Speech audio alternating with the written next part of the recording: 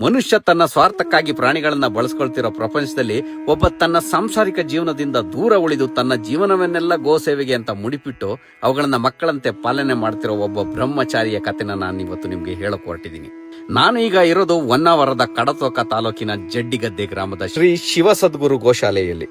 ಇಲ್ಲಿ ಯಾವ ಗೋವುಗಳಿಗೂ ಮೂಗುದಾರ ಹಾಕಿ ಕಟ್ಟಿಲ್ಲ. ಹಣ್ಣು ತಿಂದು ಸಿಪ್ಪೆಗಳನ್ನ ಗೋವಿಗೆ ಹಾಕುತ್ತಕ್ಕಂತ ಪದ್ಧತಿನ ನಾವು ಬೆಳೆಸ್ಕೊಂಡಿದೀವಿ. ಆದ್ರೆ ಇಲ್ಲಿ ಗೋವುಗಳಿಗೆ ಆಹಾರವಾಗಿ ಹಣ್ಣುಗಳನ್ನೇ ಕೊಡ್ತಾ ಇದ್ರು. ಗೋವುಗಳನ್ನ ಮಾನವನಂತೆ ಗೌರವಿಸೋ ಈ ಜಾಗ ನನಗೆ ಬಹಳ ವಿಶೇಷ ಅನ್ನಿಸ್ತು. ಆದಾಯನೇ ಇಲ್ಲದೆ ಇವುಗಳನ್ನ ಸಾಕೋಕೆ ಹೇಗೆ ಸಾಧ್ಯ ಅಂತ ಪ್ರಶ್ನೆ ಮಾಡಿದಾಗ ಈ ಸನ್ಯಾಸಿ ಸೃಷ್ಟಿಸಿದ ಸುಗಂಧದ ಬಗ್ಗೆ ಮಾಹಿತಿ ಸಿಕ್ತು. ಇವರು ಈ ಗೋವುಗಳ ಸಗಣಿಯಿಂದ ಆದಾಯ ಪಡ್ಕೊಂತ ಇದ್ದಾರೆ. ಪ್ರತಿದಿನ ಸಹ್ಯಾದ್ರಿಯಲ್ಲಿ ವಿವಿಧ ಜಾತಿಯ ವನಸ್ಪತಿಗಳನ್ನ ಸೇವಿಸಿ ಬರೋ ಈ ಗೋವುಗಳಿಂದ ದೊರೆತ ಸಗಣಿಯ ಮಹತ್ವವನ್ನು ತಿಳಿದು ಹಲವು ವರ್ಷಗಳ ಪ್ರಯತ್ನದಿಂದ ತಾಮ್ರಗೌರ, ಪ್ರಧಾನ ಧೂಪ, ಅಗ್ನಿಹೋತ್ರ ಧೂಪ, ಗೋಮಯ, ಗೋ ರಕ್ಷಾ ಕವಚಗಳಂತಹ ದಿನೋಪಯೋಗಿ ಪದಾರ್ಥಗಳನ್ನ ಶುದ್ಧ ದೇಸಿ ಹಸುವಿನ ತುಪ್ಪ ಬಳಸಿ ತಯಾರಿಸಿ ಮಾರುಕಟ್ಟೆಗೆ ತಂದಿದ್ದಾರೆ.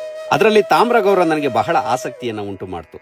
ಮನೆಯ ಪೂಜಾ ಸಾಮಗ್ರಿಗಳಾದ ತಾಮ್ರ, ಬೆಳ್ಳಿ, ಬಂಗಾರಗಳನ್ನು ಕೂಡ ಮಿತ ನೀರನ್ನ ಬಳಸಿ ಬೆರಳಿನಿಂದಲೇ ಶುದ್ಧಗೊಳಿಸಬಹುದಾದ ಒಂದು ವಿಸ್ಮಯ ಆವಿಷ್ಕಾರ ಇದು. ಇದರಲ್ಲಿ ಯಾವುದೇ ರಾಸಾಯನಿಕ ಪದಾರ್ಥ ಇಲ್ಲದಿರೋದ್ರಿಂದ ಸಮಯದಲ್ಲಿ ಹಲ್ಲು ಕೂಡ ಉಜ್ಜೋಕೆ ಬಳಸಬಹುದಾದಂತ ಒಂದು ಉತ್ತಮ ಪದಾರ್ಥ ಇದು. ತೊಳೆದ ನೀರನ್ನ ಗಿಡಗಳಿಗೂ ಕೂಡ ಗೊಬ್ಬರದ ರೀತಿ ಬಳಸಬಹುದು. ನಮ್ಮೆಲ್ಲರಿಗೂ ಗೋವುಗಳ ಸಂರಕ್ಷಣೆ ಮಾಡೋ ಉದ್ದೇಶ ಅಂತೂ ಇದೆ. ಆದ್ರೆ ಅದರ ದಾರಿ ತಿಳಿಯದೆ ಉದ್ದೇಶವಾಗೇ ಉಳಿದಿದೆ. ನಾವು ಈ ಗೋವುಗಳ ಸಗಣಿಯಿಂದ ಮಾಡುವ ಉತ್ಪನ್ನಗಳನ್ನ ಅತಿ ಹೆಚ್ಚು ಸಂಖ್ಯೆಯಲ್ಲಿ ಬಳಸೋದ್ರಿಂದ ಗೋವುಗಳ ಅವಶ್ಯಕತೆ ಕೂಡ ನಮ್ಮಲ್ಲಿ ಹೆಚ್ಚಾಗುತ್ತೆ. ಆ ಗೋವುಗಳಿಗೆ ವಯಸ್ಸಾದ್ರೂ ಕೂಡ ಸಗಣಿ ಹಾಕೋದ್ರಿಂದ ಅವುಗಳ ಸಂರಕ್ಷಣೆ ಆಗುತ್ತೆ.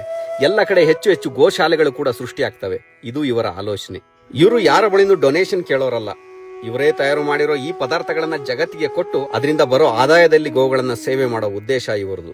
ಇಂತಹ ಪದಾರ್ಥಗಳು ಎಲ್ಲೆಡೆ ತಲುಪಿ ಅತಿ ಹೆಚ್ಚು ಮಾರುಕಟ್ಟೆ ದೊರೆತು ಸಾವಿರಾರು ಗೋವುಗಳನ್ನು ಸಾಕೋ ಸಾಮರ್ಥ್ಯ ಇವರಿಗೆ ದೊರೆಯಲಿ ಅನ್ನೋದೇ ನನ್ನ ಆಕಾಂಕ್ಷೆ ಕೂಡ. ನೀವು ಏನಾದ್ರೂ ಇವುಗಳನ್ನ ಖರೀದಿ ಮಾಡಬೇಕು ಅಂದ್ರೆ ಸ್ಕ್ರೀನ್ ಮೇಲೆ ನಂಬರ್ ಹಾಕಿರ್ತೀನಿ, ಅವರನ್ನ ಕಾಂಟ್ಯಾಕ್ಟ್ ಮಾಡಬಹುದು. ಜೈ ಗೋಮಾತಾ.